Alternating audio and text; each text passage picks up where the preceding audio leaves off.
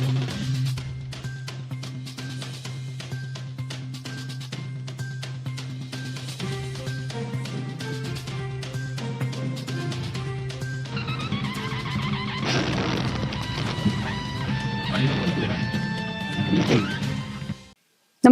आपण पाहता Hirkani news.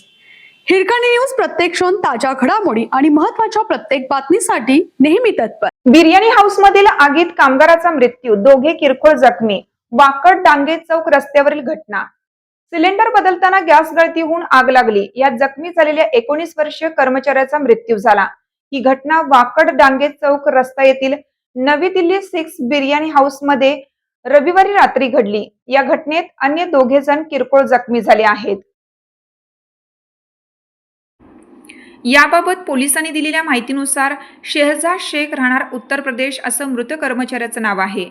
सुकवानी city संकुलातील या बिर्याणी हॉटेलमध्ये गॅस संपल्याने नवीन सिलेंडर जोडण्याचं काम सुरू होतं.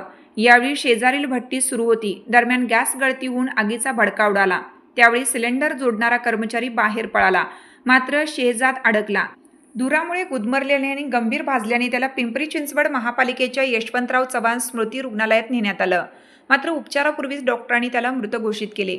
हॉटेलचे मालक मोहम्मद उस्मान, वय 38, सध्या राहणार तळेगाव, मूळ फरीदाबाद, हरियाणा, यांनी हे हॉटेल फरहान, वय 35, व त्याचा भाऊ शेहजाद शेख याच्याकडे चालवण्यास दिलं होतं, अशी माहिती पोलीस तपासात समोर आली. दरम्यान आगीमुळे शेजारच्या बारमधील ग्राहकांमध्ये घबराट पसरली होती. स्थानिक व्यावसायिकांनी तत्परता दाखवत आग नियंत्रणात आणण्याचा प्रयत्न केला.